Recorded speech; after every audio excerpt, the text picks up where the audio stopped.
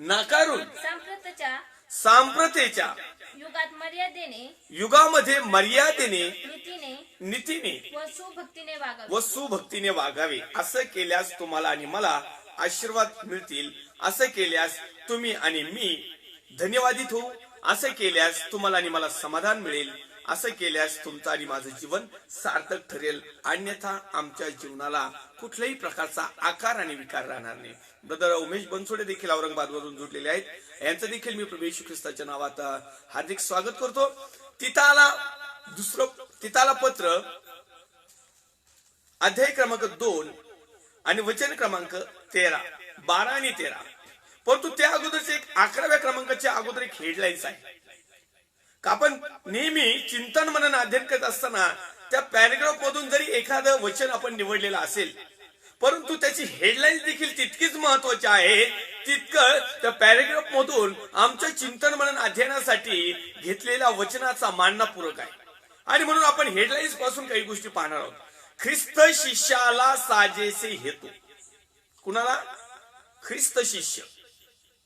आता त्याच्यामध्ये पहिला नंबर तर याचक साहेबांचाच येतो. अनेक लोकांना असं वाटतं की हे स्वतः याजक असून याजकांनाच सुरुवातीला का घेतात? कारण परमेश्वरने पहिल्यांदा याजकाचीच निवड केली ना. शिष्यांची सेवेला सुरुवात करतानाच त्यांनी शिष्यांना एकत्र केलं, शिष्यांना जमवलं. आणि म्हणून पूर्वीच्या नुसार आजही सर्वस्वी जबाबदारी ख्रिस्त शिष्याची आहे. कारण ते तुम्ही आहात, मी आहे, जितके काही विश्वास ठेवणारे आहेत ते आहे. आणि म्हणून ख्रिस्त शिष्याला साजेसे हेतू. आता काय आहे? ख्रिस्त शिष्याला साजणार, आवडणार, तृप्त करणार, समाधानी करणार, आशीर्वादित करणार, त्याच्या जीवनाला सार्थकता देणार, त्याच्या जीवनाला धन्यवादित करणार, त्याला लकी आणि भाग्यशाली ठेवणारे हेतू काय आहेत?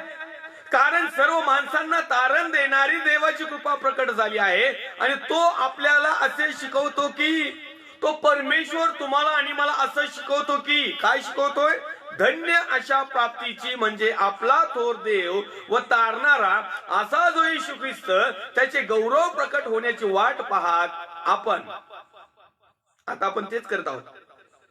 सर्व विश्वासणाऱ्यांचा एकच विश्वास आहे, त्यांचं एकच लक्ष आहे की प्रभू येशू ख्रिस्त पुन्हा येणार आहे. तो होता, तो आहे आणि तो पुन्हा एक वार येणार आहे. परंतु तो पुन्हा एक वार येणार आहे. तो तारण करण्यासाठी येणार नाही, तो क्षमा करण्यासाठी येणार नाही, तो प्रेम करण्यासाठी येणार नाही. पुन्हा एक वार जो येणार आहे आताच्या समयाला, तो देवाचा पुत्र प्रभू येशू ख्रिस्त, तो न्याय वैभवाने येणार आहे, न्यायाधीश बनवून येणार आहे, न्याय दंड करण्यासाठी येणार आहे. त्याच प्रकारे तो बक्षीस देण्यासाठी येणार आहे. बक्षीस वितरण समारंभ होणार आहे. मान, सन्मान, बहुमान, अधिकार सर्व प्रकारचं आम्हाला त्या ठिकाणी आमचं बक्षीस किंबहुना आमचा नफा हे सर्व देण्यासाठी येणार. आणि म्हणून या ठिकाणी तो म्हणत आहे की मग आपण कसे पाहिजे. आता या ठिकाणी लिहिले आपण भक्तिमान आणि अभक्तिमान दोघांची जोड आहे. विश्वासू आणि अविश्वासू, शाप आणि आशीर्वाद, सत्य असत्य. हे जसं छापाकाटा आहे ना, तसंच अभक्तीला म्हणजे भक्तिमानाच्या ऐवजी, सुभक्तीच्या ऐवजी अभक्तीला व ऐहिक वासनांना, ऐहिक दैहिक जगातल्या वासना. मग वासनेचे वेगवेगळे प्रकार आहेत. प्रत्येक जण वासनेकडे ओढला जातो. देव कुणालाही मोहात पाडत नाही आणि देव कुणालाही त्या वासनेमध्ये टाकत नाही. आम्ही आमच्या स्वतःच जीवन आम्ही त्या वासनेमध्ये ढकलून देतो. आणि ज्यावेळेस ती वासना आम्ही स्वीकारतो, ती वासना आमच्यामध्ये एक गर्भासारखं वाढत जाते आणि तीच वासना आम्हाला पापाला किंवा अधोलोकाला घेऊन जाण्याचा नेटाने प्रयत्न करते. मग त्या समयाला आम्हाला या ठिकाणी आशीर्वाद नाहीत, कारण पाप करून कुणीच आशीर्वादी झाला नाही. चोरी करून कुणी शांत झोपलेला नाही. त्याच्या डोक्यात कायम विचारत असते, अरे डिपार्टमेंट येईल का, कुत्री येते का, ते वास घेत नाही काही कुत्री, आपला नंबर लागेल का, रस्त्याला उभा राहा, पोलीसची गाडी जरी सायरन वाजत गेली तरी कागद धड धड धड धड धड, कदाचित माझ्या पाठी मागालेत का. लय येडे घेत. जीवन सोपच नाही. काबड कष्टाने काम करून मिळवलेला जो घामाचा पैसा आहे ना, तो रोडवर उभा राहा आणि तर डीएसपीच्या समोर उभा राहा आणि एसपीच्या समोर उभा राहा, काही फरक पडत नाही. पण तो चोट्ट भामट डुप्लिकेटपणा किंवा अन्याय किंवा दादागिरी किंवा जे काही XYZ असेल ते, हे ज्यावेळेस आमच्याकडून घडतं, म्हणजे जी सुभक्तीच्या ऐवजी जी आम्ही अभक्ती तयार करतो आणि ऐहिक वासनांना जास्तीत जास्त प्राधान्य देतो आणि ऐहिक म्हणजे दैहिक म्हणजे जगातल्या वासना पूर्ण करण्यासाठी देवाचे रूल्स तोडतो, देवाचे नियम तोडतो, देवाने दिलेलं पवित्रता नाकारतो, देवाने दिलेलं तारण नाकारतो, देवाने दिलेली कृपा व्यर्थ घालतो, देवाने जे शिकवलं ते सगळं ते वाटत ना शिकून सवरून कुणाची धन, तसं काम. ऐहिक वासनांना नाकारलं पाहिजे. ख्रिस्त शिष्याने, ख्रिस्ती विश्वासाने, ख्रिस्ती बिलिव्हर्स भाऊ बहीण आई वडील देवाच्या सेवकाने दैहिक वासनांना नाकार दिला पाहिजे, जैगिक गोष्टींना नकार दिला पाहिजे, ज्या शुद्ध नाहीत अशा गोष्टी नाकारल्या पाहिजे. परंतु आज आम्हाला नेमकं त्याच गोष्टी स्वीकारण्याचा आमचा मानस आहे, त्याच गोष्टी आम्ही स्वीकारतो, त्याच गोष्टीमध्ये आम्ही आमचं जीवन घालत आहोत, त्याच गोष्टी तरी साठी आम्ही जीवन जगत आहोत. मग कदाचित या गोष्टीमध्ये जीवन जगत असताना दैहिक वासना कदाचित तुमच्या पूर्ण पण होतील, सगळ्याच नाही, कारण काही काही दैहिक वासना अशा आहेत त्या कबरेत गेल्या तरी पूर्ण नाही होत. कबरेत गेल्या तरी एक उदाहरण सांगू इच्छितो. एखादा जिवंत मनुष्य जर म्हटला की मी लय लॉर्ड फॉड आहे, माझी करोडो अब्जाची मिळकत आहे, आणि तो जर म्हटला समजा कदाचित हे तर मी काही संघ घेऊन जाणार नाही, पण तू ज्यावेळेस मी झोपी जाईल, ज्यावेळेस मी मरण, त्यावेळेस मला सोन्याच्या पिटीमध्ये मातीत पुरा, होईल का शक्य? किती करोडची प्रॉपर्टी असू दे त्याच्याकडे, होईल शक्य? त्याला लाकडाच्याच पेटीत पुरले जाईल, फार तर फार जरा थोडस डेकोरेटिव्ह करून पुरतील. म्हणजे काही काही चाश आहेत का त्या पेटीत गेल्या म्हणजे मेला तरी पूर्ण नाही होत. याला म्हणतात दैहिकता. आत्मिकता कशी आहे? आणि म्हणून तुम्हाला आणि मला जर आशीर्वादी जीवन जर जगायचं असेल तर आम्हाला पहिल्या प्रथम भक्तिहीन नाही तर भक्तिमान, अनितिमान नाही तर नीतिमान, अविश्वासू नाही तर विश्वासू जीवन तुम्हाला आणि मला जगावं लागेल. आणि ज्यावेळेस आम्ही असं प्रकारचं जीवन जगायला सुरुवात करू त्यावेळेस तुमची जी भक्ती आहे किंवा तुमचं जे तारण झालेलं आहे किंवा तुम्हाला आणि मला जे परमेश्वर गौरव प्रकट करणार आहे किंवा तुम्हाला आणि मला जी परमेश्वराने आमच्यावर एक प्रीती केलेली आहे, प्रेम केलेलं आहे, दया केलेली आहे, आम्हाला धन्यवादित केलेला आहे, आम्हाला सार्वकालिक वतनाची आशा निर्माण झालेली आहे, आमच्या आशा निराशात बदलणार नाही. कदाचित जगातल्या काही गोष्टींची आशा आमची अशीच राहील, ती निराशात बदलेल, परंतु सार्वकालिक वतनाची आशा मात्र तुमची आणि माझी आशाच राहील. आणि आशा तुम्हाला आणि मला एक ते खरं आम्ही धरल्याप्रमाणे कृतीप्रमाणे परमेश्वरच्या दया आणि परमेश्वरच्या देण्याप्रमाणे आमची ती आशा कदापि निराशात बदलणार नाही.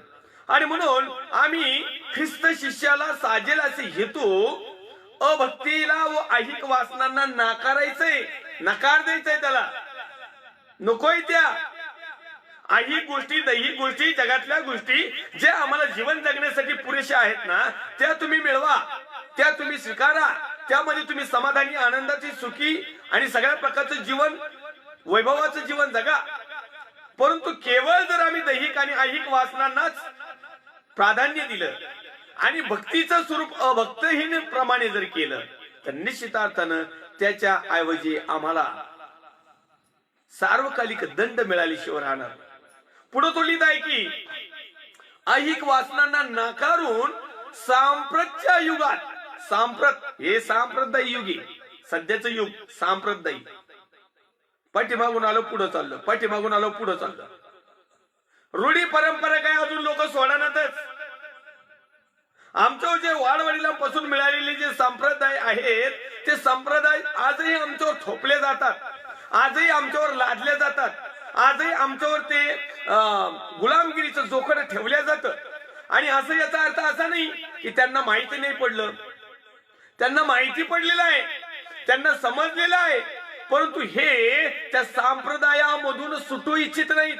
कारण त्या संप्रदायामध्ये एन्जॉय आहे, त्या संप्रदायामध्ये आशीर्वाद आहेत, त्या संप्रदायामध्ये अभक्तिहीनपणा आहे, त्या संप्रदायामध्ये ऐहिक वासनांना पूर्णपणे संधी दिल्या जाते. काही करा पण देवळाला या. तुम्ही तिकडं काही करा पण देवळाची घंटा वाजली का देवळाला या. याला म्हणतात संप्रदाय. जुन्या पिढी परंपरा आणि त्यांनी लादून दिलेले जोखडं सैतानाने त्यांच्यावर पूर्वीच ते बंधन इतके काही प्रमाणात लादले आणि त्यांना असं दाखवलं की ही आत्मिकता आहे, ही धार्मिकता आहे, ही भक्तहीन भक्ती आहे. आणि या भक्तीला अनुसरून आमच्या पूर्वजांनी भक्ती केली आणि आजही आम्ही तीच भक्ती करतो. आमच्या भक्तीमध्ये बदल नाही. आमच्या कपड्यामध्ये बदल झाला, आमच्या राहण्यामध्ये बदल झाला, आमच्या उठण्यामध्ये बदल झाला, आमच्या कामकाजामध्ये बदल झाला, आमच्या घराला बदल झाला, आमच्या मेकअप शेपअपला बदल झाला, आमचे चर्च डेकोरेशन काय असेल नसेल नावाला बदल झाला. पहिले तर फक्त कारभारी म्हणायची, आता पास्टर, पाळक साहेब, रेव्हरंड साहेब, बिशप साहेब, गुरुजी साहेब, फादर साहेब, राव रीव काय काय पदव्या देत्या. गॅरंटी वॉरंटीच नाही राहिल्या आता. प्रोफेट, भविष्यवक्ते. त्या टायमिंगला हे नावं नव्हते. मग तुम्हाला हे नावं जमतात. फॅशनेबल कपडे असे अंग फाटूस तर ते परवडतात.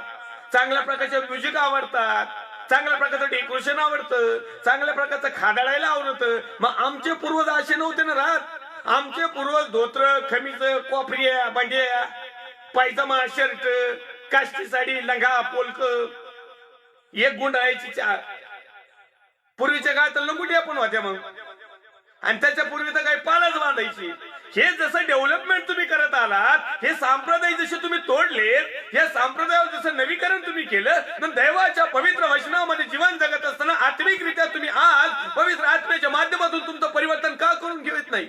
याचा अर्थ तुम्ही तुमच्या पूर्वजाच्या संप्रदायाप्रमाणे जीवन जगत आहात आणि पूर्वीचे संप्रदाय तुमचे आजही सुटले नाही. कारण पूर्वीच्या लोकांवर जसं प्रकारे त्यांना सुशिक्षण नव्हतं, जशा प्रकारे त्यांच्याकडे ज्ञान नव्हतं, जशा प्रकारे त्यांच्याकडे बुद्धी नव्हती, जशा प्रकारे पवित्र शास्त्र वाचनाचं त्यांच्याकडे कुठल्या प्रकारचं शिक्षण नव्हतं आणि म्हणून त्यांना जे सांगायचं ते ऐकायचे. 2-4 मोठाले शहाणे यायचे आणि ते वाचून दाखवायचे आणि मग आम्ही तेच ऐकायचो आमचे पूर्वज आणि तिथंच असे करायचे. आता भरपूर शहाणे झालेत, आता लोक शहाणे झालेत.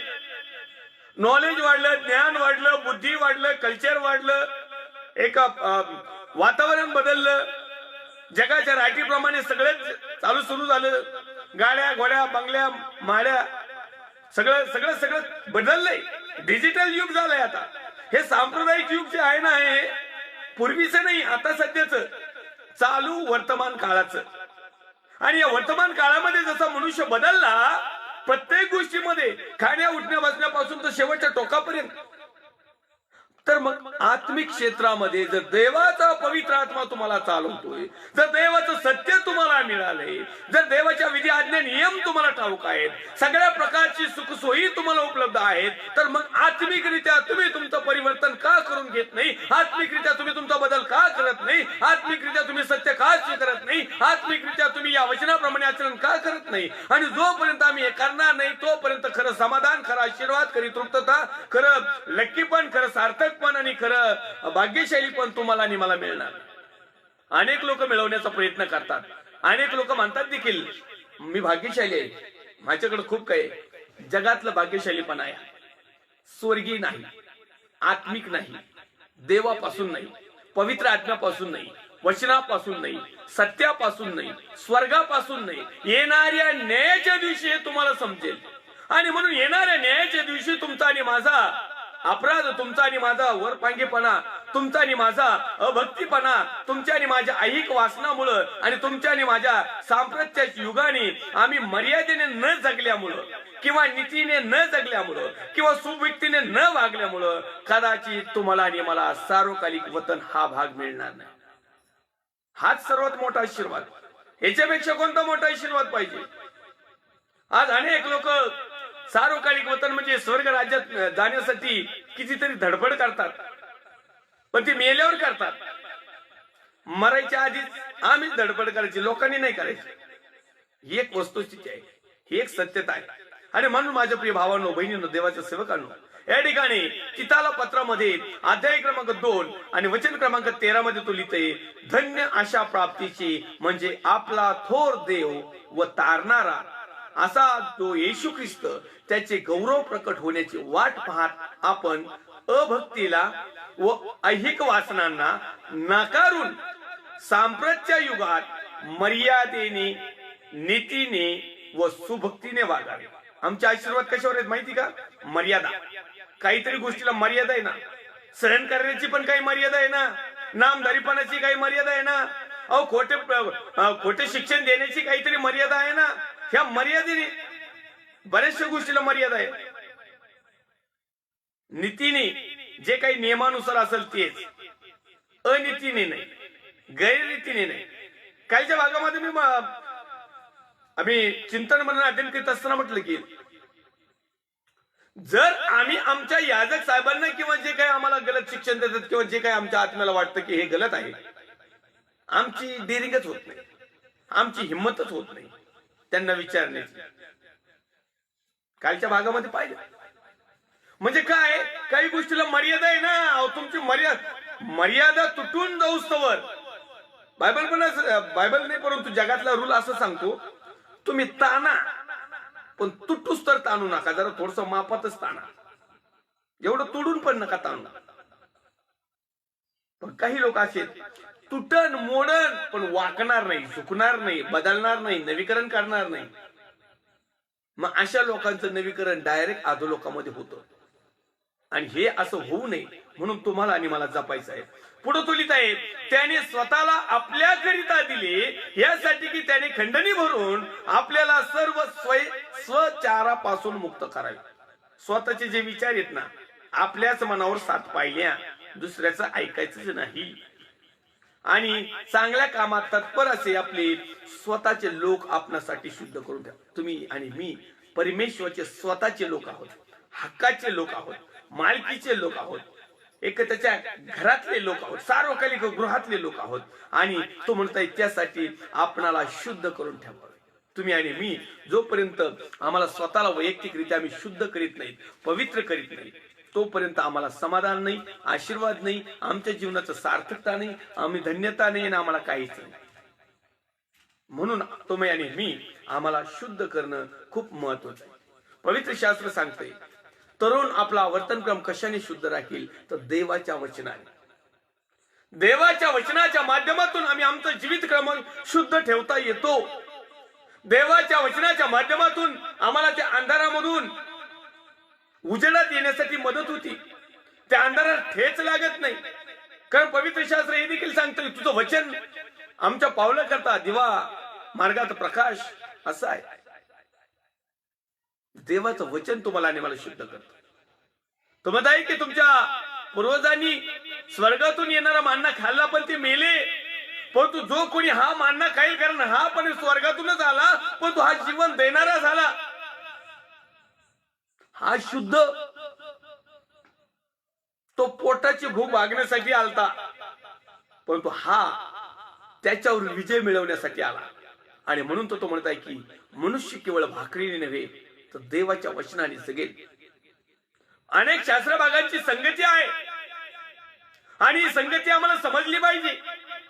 लोकांना वाटतं फक्त प्रभू भोजन म्हणजे रविवारचं जे काय प्रभू भोजन विधी होतो ना, एवढंच फक्त महत्वाचं आहे. ती जैविक पद्धतीने खाल्लेली भाकर आहे. कारण अनेक लोकांना त्याचं मर्मच माहित नाही, त्याचा अर्थच माहिती नाही, ते समजूनही घेतलं नाही. ते खूप शुद्ध आहे परंतु खाणारा मात्र शुद्ध होत नाही.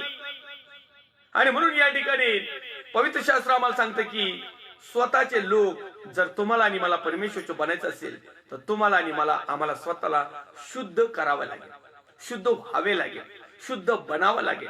आमचे डागाळलेले वस्त्र आम्हाला धुवून काढावं लागतील. काही लोकांकडे वस्त्रच नाहीत. परमेश्वर त्यांना तारणाचे वस्त्र परिधान देईल. ज्यांच्याकडे तारणाचे वस्त्र ऑलरेडी पोहोचलेत, त्यांचे मळालेले इथं आता त्यांनी शुद्ध करून घेणं. आणि त्याच्यासाठी एकच आहे, प्रभू येशू ख्रिस्ताचं रक्त तुम्हाला आणि मला प्रत्येक पापापासून शुद्ध ठेवतो. आणि म्हणून देवाचं पवित्र प्रभू येशू ख्रिस्ताचं रक्त जर तुम्हाला आणि मला सर्व पापापासून शुद्ध ठेवतं, याचा अर्थ असा नाही की मग आम्ही पापच करायचं आणि प्रभू येशू माझं टाक तुझं रक्त, आम्ही पापच करायचं प्रभू येशू माझं तुझ्या रक्ताने धुव आमचं पाप. प्रभू येशूला धुवायलाच ठेवायचं, नुसतं कामाला ठेवायचं. काही काही लोक नुसतं प्रभू येशूला कायम कामाला ठेवायचे. धू धू, अरे धुतले बाबा एकदाचे, आता परत परत नाही. 7ची 70 वेळेस, आता ही 71 वेळ. पवित्र शास्त्राच्या वचनाचं पण थोडस आम्ही चिंतन म्हणून अध्ययन केलं पाहिजे. कोणी एक व्यक्ती आला तो म्हटलं माझ्या भावाने अपराध केला तर मी किती वेळेस त्याला क्षमा करू? 7 वेळेस करू काय? तो म्हटला 7 वेळेस नको करू बोलले, थोड्यात 7 वेळेस म्हणले हो, 70 वेळेस कर. 7ची 70 वेळेस. पण कदाचित आमची 71 वेळ असल्या मग काय करायचं? कुठून आणायचे प्रभूचं रक्त? करूच तो म्हणले येईल. ते केव्हा येईल? ज्यावेळेस आम्ही स्वतः आमच्या पापाचा स्वीकार करू, अंगीकार करू, ते सोडून देण्याचा प्रयत्न करू. आम्हाला शुद्ध, आम्हाला एक दैहिक वासनांना सोडून देऊ. सध्याच्या सांप्रतच्या युगामध्ये मर्यादेने राहू, नीतीने राहू, सुभुक्तीने वागू, आशा ठेवू, विश्वास ठेवू, आमची शुद्धता ठेवू, गांभीर्य ठेवू, सद्भाषण करू, शिक्षण घेऊ, चांगल्या कामास झटू, कृती करू, आचरण करू, परमेश्वरची साक्षी देऊ, पदरी दोष घालू पण आणि घेऊ पण, आणि तिने पैसा मिळवणार नाही. अतिथी प्रिय राहू, चांगुलपणा राहू, मर्यादिशील राहू, पवित्र राहू, संयमी राहू, दिलेल्या शिक्षणानुसार विश्वसनीय वचन त्याला धरून राहू, बोध करावू, उलट बोलणाऱ्याला कंठित करू वचनाच्या माध्यमातून, अनावर व्यर्थ बोलणार नाहीत, दुसऱ्यांना फसविणार नाहीत, आणि तिने पैसा मिळवणार नाहीत, एखाद्याच्या नाशास कारणीभूत ठरणार नाहीत. ह्या सगळ्या गोष्टी केल्यावर मग कुठंतरी आमचं परत एकदा पापाचं पांघरून धुतल्या जाईल. नाही तर या सगळ्या गोष्टी आमच्या जीवनात आहे अशाच, आणि रोज म्हणायचं प्रभू येशूचं रक्त मला सर्व पापापासून शुद्ध ठेवतो, मग करीत राहा पाप. हे काय परमिशन दिली का आम्हाला? अनेक लोकांना हे गोष्टी माहित नसल्या कारणाने आपण वचन होतोय तिताला पत्र अध्याय क्रमांक 2 आणि वचन क्रमांक 15 मध्ये लिहिले, ह्या गोष्टी सांगून बोध कर म्हणून तर मी तुम्हाला सांगत आहे या ठिकाणी. म्हणून तर देवाचे आणखीन देवाचे जे सत्य प्रचारक आहेत, जे सेवक आहेत, जे निवडलेले आहेत, जे शिष्यगण आहेत, जे शिष्यगणाला ख्रिस्त शिष्याला साजेसे असे हेतू पुरस्कार सेवा करत आहेत ना, हे लोक तुम्हाला बोध करतात, यांचं तुम्ही ऐका. आणि जे अशा प्रकारचा बोध करीत नाही, जे फक्त घेण्यातच धन्यता मानतात, अशा लोकांपासून कृपया बऱ्याच हात लांब राहा. कारण हे मेंढराच्या वेशाने येतात खरे, पण तो आंतरिक क्रूर लांड घेत. यांच्या अंतकरणात क्रूरता भरलेली, हे लगेच डासाळीत नाहीत, हे दमादमाने डासाळीत. ह्या गोष्टी सांगून बोध कर. आम्हाला बोध करायचं म्हणलं म्हणजे तुम्ही कोण सांगणार आहे? आम्ही हे स्वभावपचन ऐकतो, तुम्ही कोण रे बाबा? आम्ही एवढे प्रिचर येऊन गेले, त्यांचं नाही ऐकलं, आम्ही आमच्या पालकांचं नाही ऐकलं, आम्ही आमच्या मिशनऱ्यांचं नाही ऐकलं, तुम्ही कोण सांगणार आहे? मी एक देवाचा सेवक आहे, मला तो अधिकार आहे, मी तो सांगणार आहे. ऐकायचं, कृती करायची, नाही करायचं तो तुमचा अधिकार आहे. मग तिकडे गेल्यावर म्हणायचं नाही. ह्या गोष्टी सांगून बोध कर आणि अधिकारपूर्वक दोषपत्री घाल. अधिकारपूर्वक. लोक अधिकारच वापरत नाहीत, आणि हा अधिकार कुणाला आहे?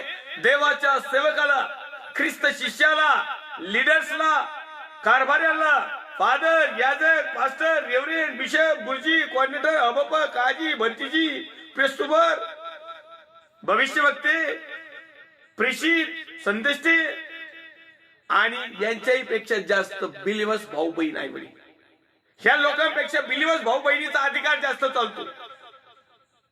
पण ते अधिकार चालवित नाहीत, हे अधिकार चालवित नाही, हे दोष दाखवित नाही, ते दोष दाखवित नाही. तेरी बी चूप, मेरी बी चूप, दोघं नरकात जा. मग तिथं चुपचाप, तिथं चुपके चुपके बघायचं फक्त असं.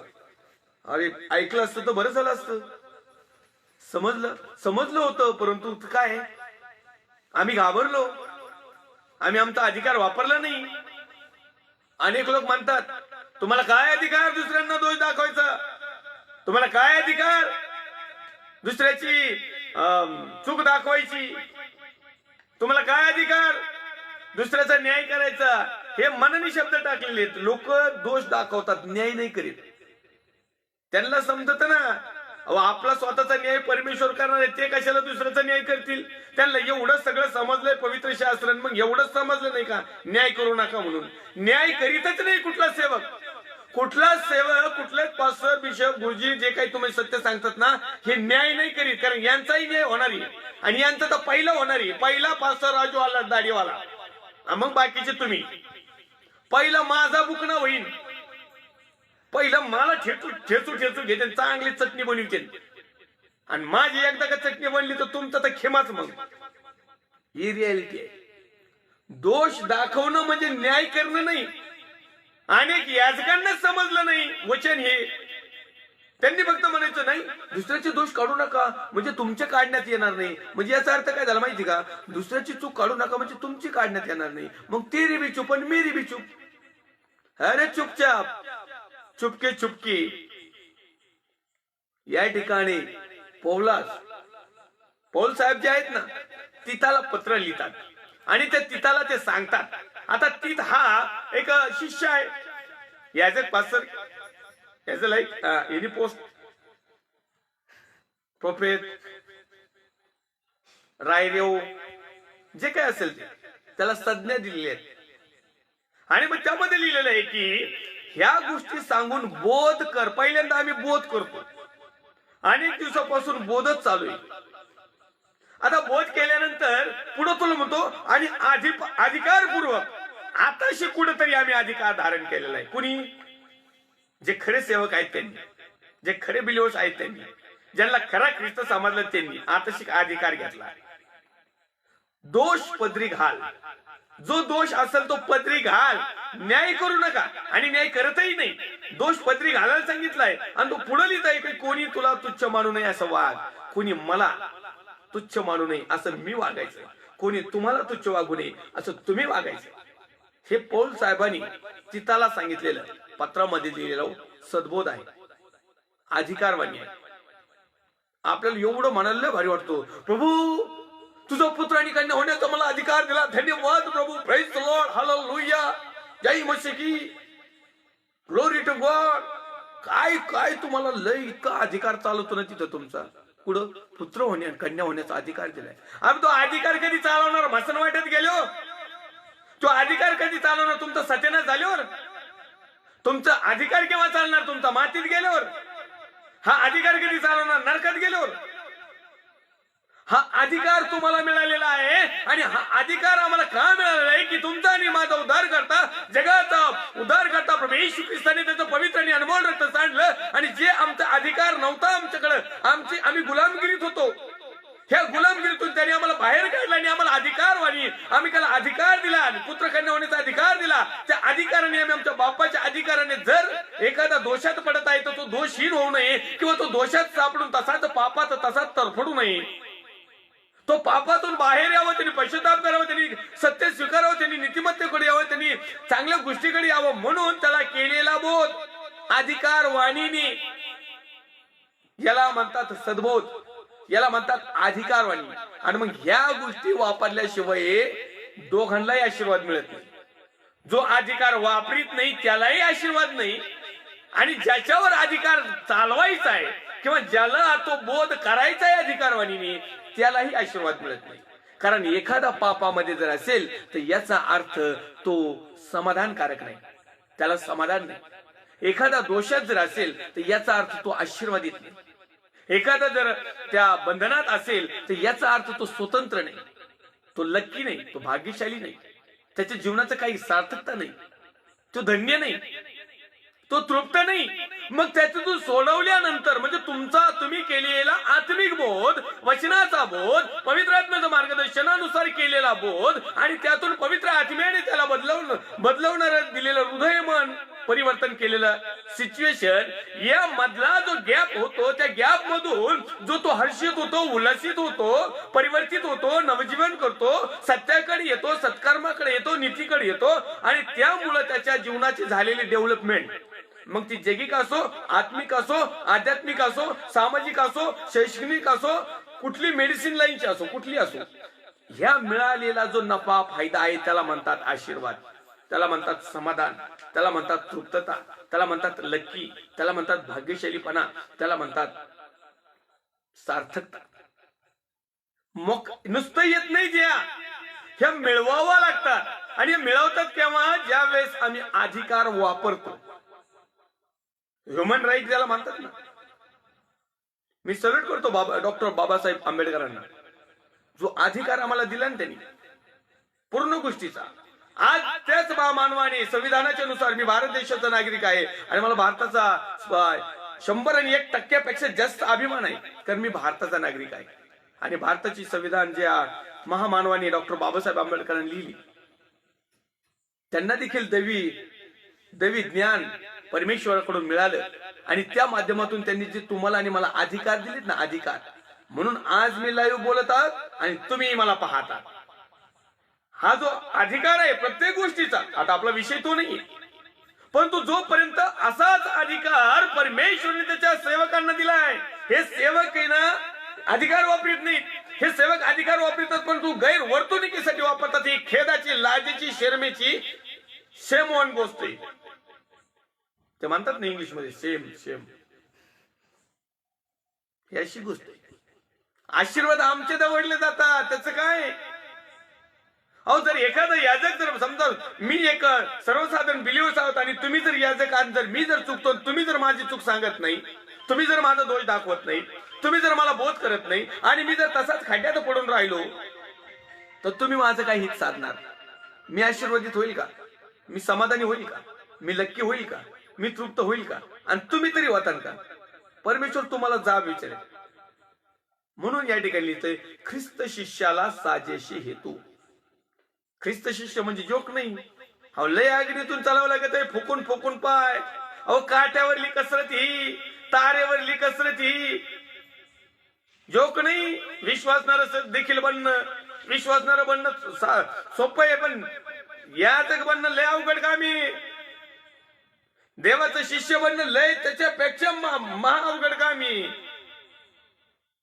इकडे तिकडे विहीर होती, आणि फुटाला घरा गणित फादर पास्टर सिस्टर काय काय बनली. आहे का तसं काही शिष्यत्वाचे गुण? आता आपला विषय नाही शिष्यत्वाचा, परंतु आपण एपिसोड संपल्यानंतर देवाची इच्छा असल्यास पुन्हा एक वार चालू करू, कारण आपण याच्या पूर्वी तो एपिसोड घेतलेले. देवाचा सेवक कसा असावा, शिष्य कसा असावा, याजक कसा असावा, ख्रिस्ताने कशी सेवा केली ना आम्ही कशी करतो. आपला विषय आहे धन्य, समाधानी, सार्थक. आणि म्हणून आमच्या जीवनाला सार्थकता केव्हा मिळेल किंवा आशीर्वाद केव्हा मिळेल? ज्या वेळेस एखादा शिष्य किंवा एखादे देवाचे सेवक काही परमेश्वराच्या वचनाचं सत्य आम्हाला प्रकट करून सांगून बोध करतात आणि अधिकारपूर्वक दोषपदरी घालतात. असं शक्य, थोडस उदाहरण कमीच बसत आहे की नाही. हजारातही नाही भेटणार एखादा व्यक्ती असा, त्याला आकडे वाढावं लागतील. 10,000 एखादा दोष घालणारा, कारण असे सेवकच तर सध्या कमी प्रमाणात आहेत. ख्रिस्त शिष्याला साजेसे वर्तन व त्याचा पाया. त्यांनी सत्ताधीश व अधिकारी यांच्या अधीन राहावे, त्यांच्या आज्ञा पाळाव्या, प्रत्येक चांगल्या कामाला सिद्ध असावे, मग आशीर्वाद मिळतात. असे गैरवर्तन गैरट वागल्याने नाही मिळत. आज्ञाभंग केल्याने कधी आशीर्वाद मिळत नाही, कधी समाधान होत नाही, कधी तृप्त होत नाही मनुष्य. कोणाची निंदा करू नये, भांडखोरपणा न करता सौम्य. आम्ही तर भांडतो धनाधन, सर्व माणसाबरोबर सर्व प्रकारे नम्रतेने वागणारे. आमच्याकडे ही पद्धत नाही. आमच्याकडे पैसावाला आला तरच नम्र, तरच प्रियम.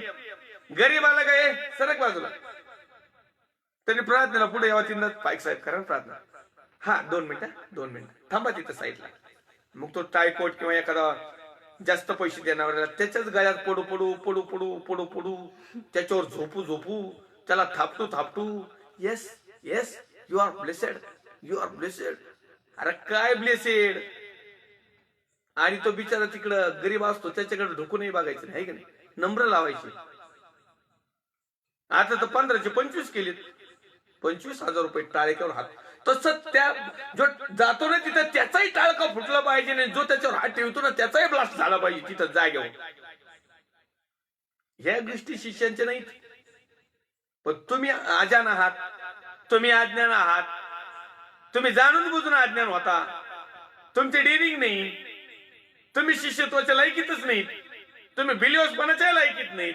कारण कळून वळून तुम्ही तेच करता, सांगून सवरून टिंबटिंबची धन पुढं तुलीत आहे. कारण आपणही पूर्वी निर्बुद्ध अवज्ञा करणारे, बहकलेले, नाना प्रकारच्या वासनांच्या विलासाचे दास्य करणारे, दुष्टपणा व हेवा ह्यात आयुष्य घालवणारे, द्वेष पात्र व एकमेकांचा द्वेष करणारे असे होतो. असं बाबेल लिहिता तिथाला पत्रामध्ये पौल सांगतो की आपण असे होतो.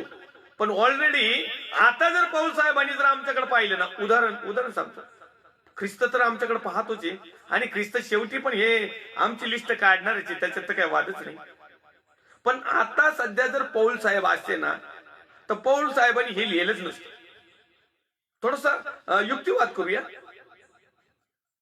आता जर पौल साहेब असते ना तर पौल साहेबांनी असं लिहिलंच नसतं. कारण पौल साहेबांनी हे जे लिहिले नाही सगळं आमच्यात दिसतंय आता ऑलरेडी, त्याच्यामुळे लिहायची गरजच नव्हती. मग तो म्हणत आहे की एकदा जर आम्ही बदललो ना तर ह्या गोष्टी आमच्यात नसाव्यात.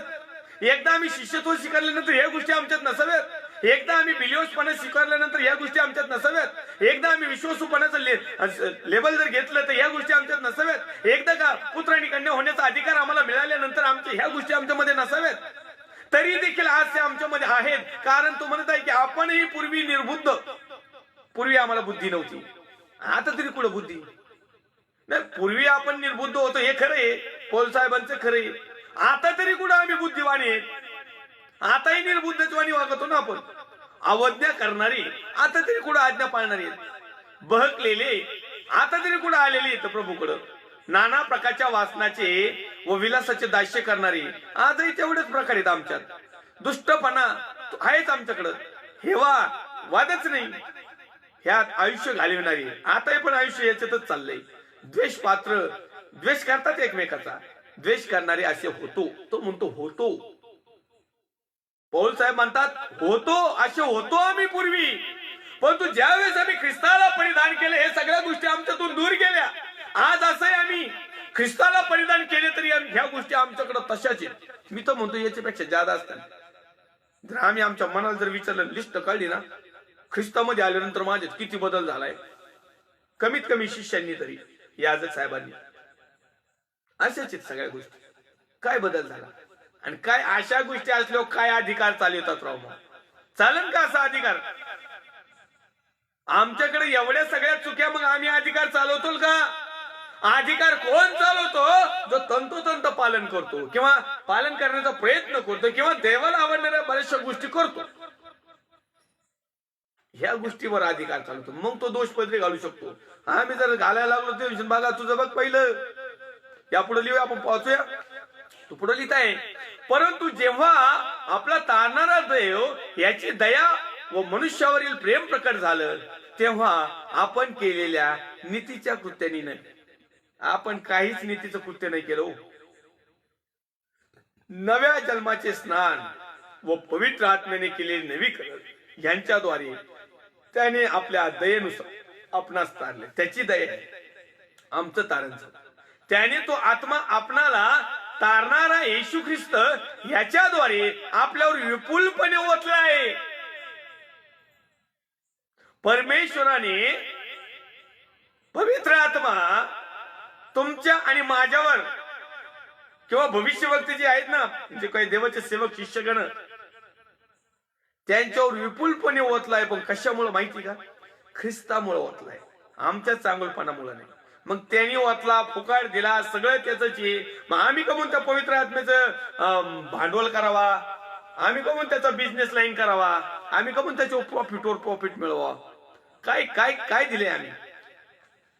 माझा एक प्रश्न आहे, ज्यांना ज्यांना पवित्र आत्म्याचं कृपादान मिळालंय, ज्यांना ज्यांना अभिषेक मिळालाय, ज्यांना ज्यांना भुताळ चिंदाड काढायचं दान मिळाले, ज्यांना ज्यांना एखाद्याचं भविष्यवाणी, घरात काय पुरलं वावरात काय पुरलं हे आणि कुणी काय काय केलंय याचं जेवढं जेवढं प्रकटीकरणाचं कृपादान मिळालेत ना, ज्यांना ज्यांना टच करण्याचं, ज्यांना पवित्र आत्म्या वाटण्याचं, काही तर बागाशी आहेत का ते स्वर्गाचे राजे चक्कर मारून आणतील, असे जेवढ्याला कृपादान मिळाले, किंवा लंगडे चालतात, उठतात, बसतात, चालतात, जेवढे चिन्ह चमत्कार होतात, हे जे परमेश्वराने दिलेले जी कृपादान मिळाले ना, माझा असा प्रश्न आहे की तुम्ही किती पैसे दिले त्यांना विकत घेतलं? तुम्ही जर एखाद्याचे टाळगाव 25,000 रुपये ठेवून प्रार्थना करता, हात ठेवून प्रार्थना करायचे 25,000 रुपये घेता, मग तुमच्या डोक्यावर परमेश्वराने हात ठेवला, तुम्ही किती लाख दिले? नाही सांगा. मग असं असलं तर आम्ही पण घेऊन येतो, पैसे देतो तुम्हाला, द्या मला तो अधिकार. मला तो ऑलरेडी मिळालेला आहे, मी तो वापरत नाही, मी असा वापरतो फ्री मध्ये. पण मला हे कळत नाही की हे पैसे घेऊन हा अधिकार का वापरतात. मग हे सांगणं काही चूक आहे का? हे सांगणं काही निंदा आहे का? हे सांगणं म्हणजे काही न्याय करणं आहे का? हे सांगणं म्हणजे बोध करणे, आणि हा बोध करण्याचा अधिकार पौलाचं तिथलं पत्र अध्याय क्रमांक 2 आणि वचन क्रमांक 15 पासून मिळालेला. आम्ही वचनच वाचित नाही, आणि वाचले तरी आम्ही ते तसेच बांधून ठेवून देतो, त्याचं पालन पोषण करतच नाही.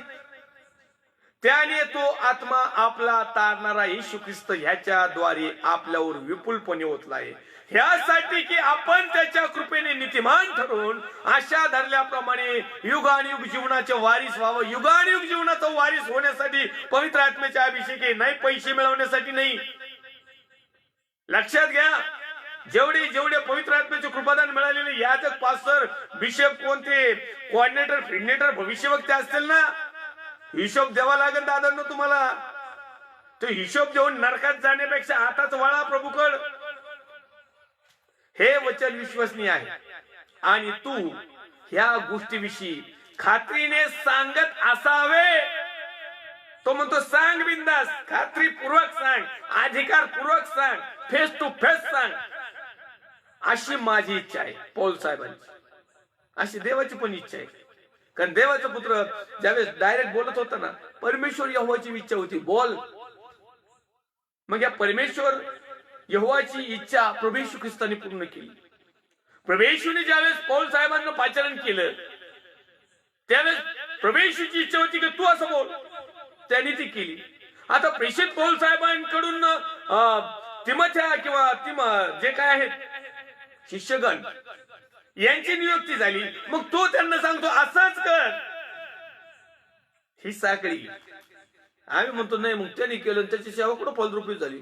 ते आजही पत्राच्याच घरात आहे. असं सांगितलं पत्र नाही बदलत, स्लॅब नाही पडत, गाड्या घोड्या नाही मिळत, लोक ताण देते, चर्चला कोणी येत नाही, मंडळी टिकत नाही, बने हिंडावं लागत, पाळक साहेब कोणी म्हणत नाही. आणि नाही म्हणून पडते तिकडेच गेली.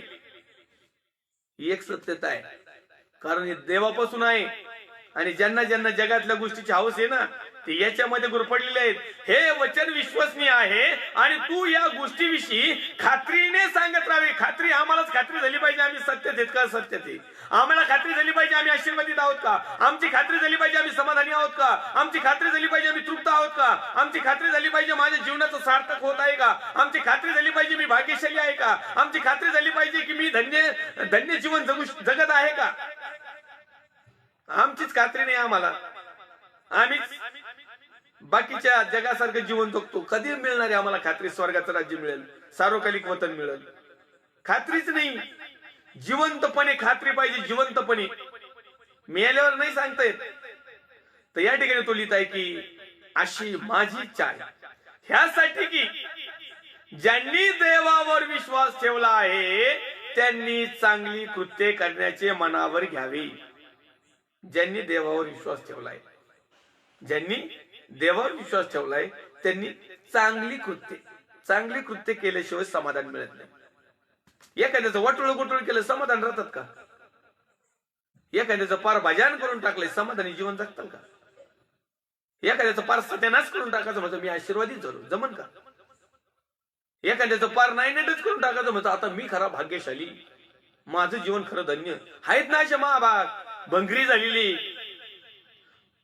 लोकांच्या याच्यावर टाळूवर लोणे खाणारे. तो म्हणतो ना आपण भाग्यशाली, अख्ख्या भावातून मी एकट्यानेच लुटली, आपणच आपल्याला जमलं, मीच आता आशीर्वादित खरा समाज. तिथे गेल्यावर समजन, तिथं नरकात आणि अधोलोकात गेलं ना मग समजन काय भानगड येते. तसं नाही समजणार, तसं बऱ्याचशा लोकांचं होणार आहे. जगामध्ये जीवन जगत असताना जर आम्ही चांगलं न करता वाईटच करत राहिलो तर समाधान नाही, आशीर्वाद नाही, तृप्तता नाही, सार्थकता नाही, धन्यता नाही, भाग्यशालीपणा नाही, तृप्ती पण नाही. या ठिकाणी तो लिहित आहे की ज्यांनी देवावर विश्वास ठेवला आहे त्यांनी. आता जग नाही वागत चांगलं नाही करीत, जग जाऊ द्या पटू दे ना, पण ज्यांचा ज्यांचा देवावर विश्वास आहे, मग बिलिव्हर्स भावांनो बहिणीनो, विश्वासणारे लेकरांनो, तुमचा देवावर विश्वास आहे का नाही? मग तुम्ही चांगलं कृत्य करा ना. देवाच्या सेवकांनो, तुमचा देवावर विश्वास आहे का नाही? मग तुम्ही चांगलं कृत्य करा ना. जग नाही करणार कारण ते देवावर विश्वास नाही त्यांचा. जग नाही करणार कारण ते जगाचं आहेत, ते दुष्टाचे आहेत, ते नरकाचे आणि अधोलोकाचे वाटेकरी आहेत. त्यांना नाही जमत चांगलं कृत्य करण्याचं. मग ते चांगलं करीत नाही म्हणून आम्ही चांगलं करू नये का? ज्यांचा ज्यांचा देवावर विश्वास आहे त्यांनी त्यांनी चांगले कृत्य करण्याच्या मनावर घ्यावे म्हणतो तो. पुढे लिहिलंय मनावर घ्यावे. आपण नको एखादं खायला आपलं एवढं काम कर राव, मनावर घ्या जरा, थोडस तेवढं करा. आपण कसं म्हणतो म्हणजे ते कराच बा, 100% कराच. तसं तो म्हणतो की ज्यांनी देवावर विश्वास ठेवला आहे त्यांनी चांगले कृत्य करण्याचे मनावर घ्यावे. ह्या गोष्टी माणसांसाठी चांगल्या. चांगल्या म्हणजे आशीर्वादित, चांगल्या म्हणजे समाधानकारक, चांगल्या म्हणजे तृप्ततेच्या, चांगल्या म्हणजे धन्यतेच्या, चांगल्या म्हणजे सार्थकतेच्या, चांगल्या म्हणजे सगळ्या प्रकारच्या जे आनंद, हर्ष, उल्हास, सुख, ज्याला ज्याच्यामध्ये असं शांती, हितकारक आहेत. हितकारक आहे, आपल्या हिताच्या आहेत. आणि ज्या ज्या गोष्टी आपल्या हिताच्या आहेत त्या आपल्यासाठी चांगल्याच आहेत. आणि जर आपल्यासाठी जर चांगल्या आहेत आणि त्या प्रभूपासून आहेत, सत्यापासून आहेत, आदरणीय पालनापासून आहेत, चांगल्या सत्कृत्यापासून आहेत, पारकालिक वतन किंवा जीवन किंवा सुख किंवा स्वर्ग यापासून कुणीही आम्हाला रोखू शकणार नाही. सत्कृत्य, चांगल्या गोष्टी. आणि म्हणून तो म्हणतोय की ज्यांनी देवावर विश्वास ठेवला आहे त्यांनी चांगली कृत्ये करण्याचे मनावर घ्यावे.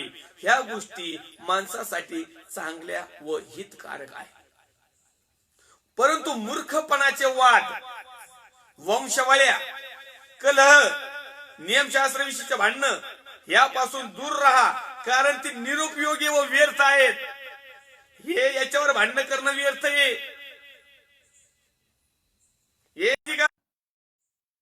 पंथ पडल्यामुळं, मंडळ्या फुटल्यामुळं, स्वार्थीपणा वाढल्यामुळं, स्वतःच उदो उदो करून घेण्याची सवय झाल्यामुळं, नामधारीपणामुळं, त्याच्यात फायदा ठेवून आपले ग्रुप तयार केल्यामुळं ह्या वेगवेगळ्या एकाच ग्रंथाचे तुकडे करून टाकले. Only Jesus, Jehovah witness, Pentecostal, new Pentecostal, seventh day, salvation army, Catholic church, नव प्रेषित, आमक फलानं बिस्तनं, एवढे काही तुकडे पडले. प्रत्येकाची डॉक्ट्रिन वेगळी, प्रत्येकाचं शिक्षण वेगळं, प्रत्येक जण याच्यातूनच उचलितो त्याच्याच मनाने त्यांच्या फायद्यासाठी लोकांना हे वंशावळीन वाद आणि नियमशास्त्राचे भांडणं काही कामाचे नाही. कारण नियमशास्त्राने कुणीही नीतिमान ठरला नाही. तर विश्वासाने माझा मनुष्य नीतिमान ठरेल, नीतिमान गणेल, तो सार्वकालिक वतनाचा वाटेकरी मिळेल. म्हणून आमची कृती आणि आचरण आम्हाला सुधारायला पाहिजे. तुम्ही कोणत्या मिनिस्ट्रीचे असा, कोणत्या संस्थेचे असा, कोणत्या चर्चचे असा, कोणत्याही संस्थेचे असा, कोणत्याही फादरचे असा, पास्टरचे असा, गुरुजीचे असा, कोऑर्डिनेटरचे असा, त्याच्यानंतर आणखीन काय काय म्हणतात, प्रेस्टुबरचे असा, प्रोफेट लोकांचे असा, कुठलेही असा, तुम्ही ख्रिस्ताचे असा, तुम्ही देवाचे असा. आम्ही वाटून घेतला देव. आम्ही डुबुक, एक म्हणतो आम्ही प्रोटेस्टंट, एक म्हणतो आम्ही अमका फलाना, एक म्हणतो सेव्हियर, एक म्हणतो रॉक, एक म्हणतो टॉक. काय काय नावं ठेवली आहेत. अहो काही ना मिनिस्टरचे नाव त्यांनी डायरेक्ट त्यांच्या बायकाच्या नवऱ्याच्या नावाने ठेवून टाकलं. 8 नावांनीच मिनिस्टर तयार केला. डायरेक्ट 8 नावांनीच मिनिस्टर भाऊ जा, जे होईल ते होईल. याच्यावर आपण ओळखून जायचं काय चाललंय. आता त्यांना हे शास्त्रच कमी पडले. जसं पिक्चर, आता इतके पिक्चर आले ना, लोकांना नावच सुचना. काही पण पिक्चरचे नावं द्यायला लागले, काही गेलाम तोडाम, काही पण एना कोंडा काय काय काही देते. तसं आहे ना, आता या पंथांना आहे ना इतके नावच पुराणातच. मग ज्यांनी त्यांनी आता एक सुरू केलं, त्याच्या स्वतःच्या नावाने आडनावाने मिनिस्ट्री, न तर नावाने मिनिस्ट्री, न तर प्रिय पत्नीच्या नावाने मिनिस्ट्री चालू केले. देवाचं याच्यात काही उदच नाही. तर या ठिकाणी देवाचं वचन सांगतं की ज्यांनी देवावर विश्वास ठेवला आहे त्यांनी, बाकीच्यांना नाही. मग आता देवावर विश्वास ठेवणारे कोण आहेत? हे मूर्ख पहिले आपले पुढारी, जे आत्मिक पुढारी असतील, हबपा असतील, काजी असतील, भंतीजी असतील, कॉर्पोरेटर असतील, पास्टर असतील, फादर असतील, रेव्हरेंट असतील, बिशप असतील, गुरुजी असतील, आणखीन काय काय म्हणजे समजा बाबा काही महाराज, काही जे काही आपण त्याला नावं दिलेली, आपल्याला कुठल्याही धर्मावर टीका करण्याचा अधिकार नाही. परंतु जे सगळे लोक जे धार्मिक देवाविषयी जे सांगतात ना, हे लोक पहिले महत्वाचे आहेत ना. मेन हे जसं आपल्याला सांगते राजा बोलेन दल हाले, तसं हे बोले ना आपण हाले, आणि असेच हाले तसेच नरकात गेले. इकडे स्वर्गाकडे नाहीच. कारण आपल्यालाही काही ते सत्य सांगत नाही. आपल्यालाही बुद्धी ज्ञान असून आम्ही ते वाचित नाही. आम्हाला वाचले होते समजत नाही. आम्ही परिवर्तन करायला लागलं का आमच्यात कोणतरी बोट कोचणार. अरे या उड्या 4 पिढ्याचे आपलं हे चाललं, तू काय मध्येच नवीन काढलं हे. जा मग त्यांच्या सगळ्यात 4 पिढ्या जसं त्यांच्या नरकात हात लोकांत गेल्या ना, तशा तुमच्याही पण जाऊ द्या. या ठिकाणी ज्यांनी देवावर विश्वास ठेवला आहे त्यांनी चांगली कृत्य करण्याच्या मनावरच घ्यायचं, सोडून नाही द्यायचं, मनावरच घ्यायचं. दररोज एक कृत्य तरी चांगलं करावं. दररोज नित्यनियमाने एक चांगली कृती आमच्याकडून घडावी. विशेष करून ज्यांचा देवावर भरोसा, विश्वास आहे, आशा आहे, खात्री आहे, जो स्वतःला धार्मिक समजतो त्यांनी एक तरी काम चांगलं करावं आणि मनावरच घ्यायचं. आणि हे मनुष्याचे हितकारक आहे. पुढे एक आपण शेवटचं वचन वाचूया, आपला वेळ होत आलेला आहे. मग पुढच्याला विशेष आपण इब्री लोकांच्या पत्रामधून काही गोष्टी शिकणार आहोत. या ठिकाणी लिहिलेलं आहे, तिताला पत्र अध्याय क्रमांक 3 वचन क्रमांक 11.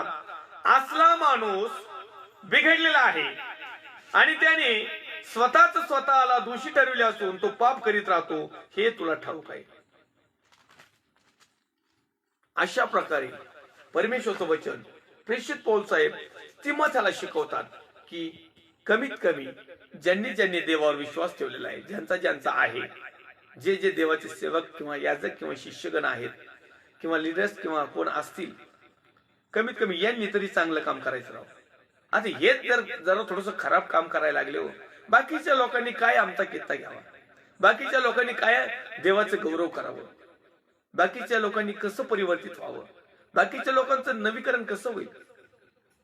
सगळ्या गोष्टीमध्ये आम्ही सुधारलो, सगळ्या गोष्टी आम्ही चेंजअप केल्या, सगळ्या गोष्टी आम्ही कल्चरनुसार, वातावरणानुसार, आपल्या सभोवतालच्या वाढत्या टेक्निकल नुसार आम्ही सगळ्या गोष्टी बदलवल्या.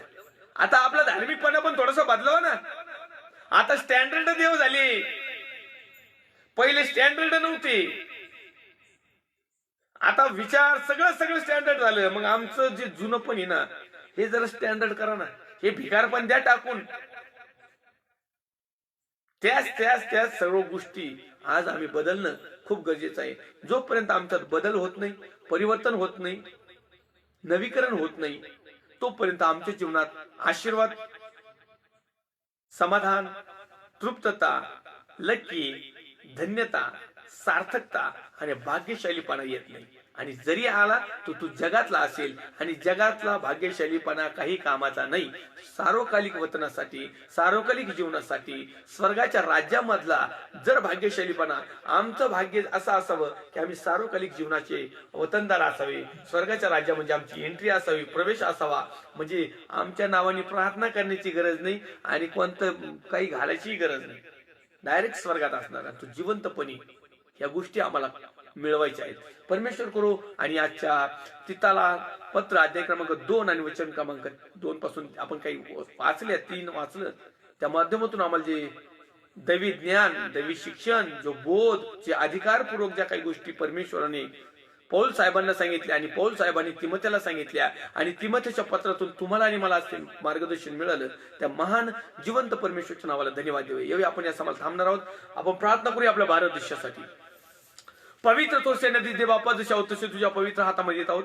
प्रवेश ख्रिस्ताच्या प्रेमळ आणि सामर्थ्यवान नावात आम्ही प्रार्थना करतो आमच्या भारत देशासाठी. भारत देशातील सर्व राज्य, विशेष करून माझं महाराष्ट्र राज्याचे मुख्यमंत्री माननीय उद्धवजी साहेब, त्यांचे सर्व सहकारी टीम, विरोधी पक्ष नेते माननीय देवेंद्र फडणवीस साहेब, त्यांचे सर्व सहकारी टीम, सर्व पोलीस डिपार्टमेंट, डॉक्टर्स, नर्स, सेवाभावी संस्था, त्याच प्रकारे माझ्या भारत देशाच्या सरहदीचं संरक्षण करणारे मिलिटरी फोर्स जवान, कमांडोज, त्यांचे कुटुंबीय, त्याचप्रमाणे लाईव्ह स्टेशनला जोडणारे सर्व मित्र, आप्तेष्ट, स्नेही, देवाचे अभिषिक्त सेवक सेविका आणि विश्वासणारे भाऊ बहीण आणि प्रत्येक जण प्रभू येशू, आम्ही तुझ्या पवित्र हातामध्ये येतो. प्रत्येकाच्या गरजा, चिंता, काळजा, टेन्शन, ताण, दबाव, आम्हाला जे काही हवं आहे ते तुला ठाऊक आहे. आमच्या विश्वासाप्रमाणे प्रति बापा तू आम्हाला देऊन तृप्त केलेला आहेस, करत आहेस आणि यापुढे देखील तू करणार आहेस. त्याबद्दल तुझे आभार मानतो. पुन्हा एक वेळा प्रभू आम्ही प्रार्थना करतो आजच्या वचनाच्या चिंतन मन अध्ययनाप्रमाणे आमच्या जीवनामध्ये आम्ही एक तरी चांगलं सत्कृत्य करावं, चांगली गोष्ट करावी, यासाठी तू आम्हाला मार्गदर्शन कर. आम्हाला सत्यामध्ये टिकून ठेव आणि आम्ही वचनाप्रमाणे आचरण करण्यासाठी त्यानुसार मिळणारे आम्हाला आशीर्वाद, तृप्तता, सार्थकता, धन्यता, समाधान प्रिय बापा, भाग्यशालीपणा आम्हाला तू मिळावा म्हणून तू आमच्यावर दयाने कृपा कर. सर्वस्वी जसे आहोत तसे तुझ्या पवित्र हातात येत. ख्रिस्त येशू जो होता, जो आहे, जो येणार आहे, तर पवित्र प्रभू येशू ख्रिस्ताच्या प्रेमळ आणि सामर्थ्यवान नावात छोटीशी प्रार्थना मागतो स्वर्गीय पिता होई. आमेन. प्रभू येशू रक्त की जय, प्रभू येशू रक्त की जय, प्रभू येशू रक्ताचा जय जयकार असो. Amen, amen, amen. Praise the Lord. Thank you. God bless.